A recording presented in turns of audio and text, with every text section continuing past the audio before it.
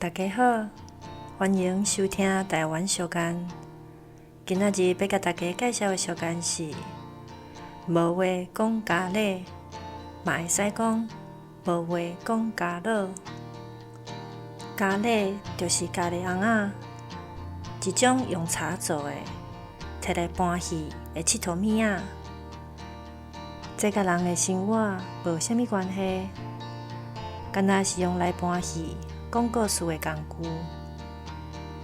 无话讲咖喱的意思是讲，几个人做伙在开讲，因为无啥物有意义的代志通讲，就甲咖喱摕来做话题。另外一句俗谚，无话讲咖喱，意思嘛差不多。咖喱是一种用竹仔编的，摕来底米切的农具。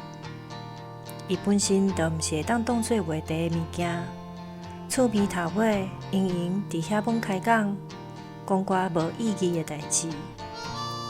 所以即两句俗谚是咧形容，因为无话题，就讲一寡废话，也是无啥意义的无聊代志。以上，感谢收听。